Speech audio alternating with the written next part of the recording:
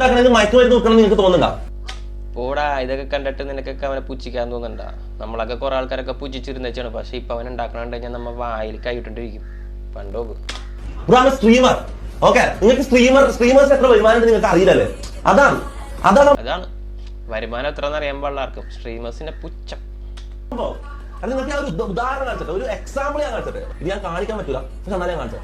എന്റെ original kick streamer agreement, അതായത് contract, കിക്കിന്റെ contract ആണ്. എനിക്ക് ഒരു മണിക്കൂർ കിക്ക് തന്നുകൊണ്ട് അത് അവർലി പിയോ $250, അതായത് ഒരു മണിക്കൂറിന് ഏകദേശം 21,000 ഇന്ത്യൻ മണി. ഒരു മണിക്കൂർ ലൈവ് ചെയ്താൽ 21,000 രൂപ നമ്മ ഒരു മാസം പണിയെടുത്താലേ നോർമൽ ഒരു സാധാരണക്കാര് ചെറുപ്പക്കാരന് കിട്ടുള്ളൂ.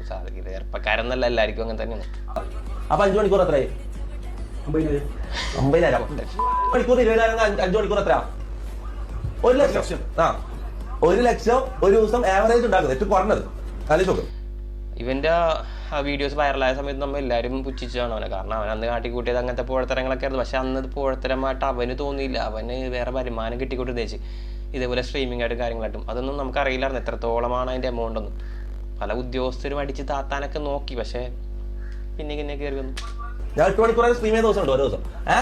എന്നിട്ട് അപ്പൊ ഒരു മാസം എത്രയായി? അങ്ങനെ ഇരിക്കും, മനസ്സിലായോ?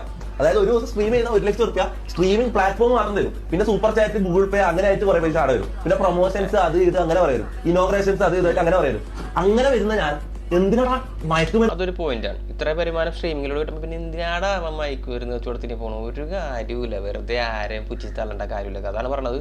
ഞാൻ നേരത്തെ ഒരു വീഡിയോയിൽ പറഞ്ഞിട്ടുണ്ട്, ഒരുത്തം പണിയെടുക്കണേന് അതിനൊരു വില കൊടുത്തു കഴിഞ്ഞാൽ തീരാവുന്ന പ്രശ്നമുള്ളൂ. അല്ലെങ്കിൽ ഞാൻ പണിയെടുക്കണതാണ് വലുത്, ഞാൻ ചെയ്യുന്ന ജോലിയാണ് വലുത്, മറ്റേ ഉദ്യോഗമാണ് വലുത്, ഈ ഉദ്യോഗമാണ് വലുത് എന്ന് പറഞ്ഞിട്ട് ആ കോംപ്ലക്സും തലയിൽ കയറ്റി വെച്ച് നടക്കണമല്ലോ, അവിടെ ഇരിക്കേ ഉള്ളൂ. തലയിൽ ഓണമില്ല, ലീഗലായിട്ട് ഇത്രയും പൈസ ഉണ്ടാക്കാൻ പറ്റുമ്പോൾ ഞാൻ ഇല്ലീഗൽ വഴി നോക്കുന്നത്. ഞാൻ പൊട്ടത്തരം കാണിച്ചാലും അവൻ കാശുണ്ടാക്കിയിട്ടുണ്ട്. Money is ultimate.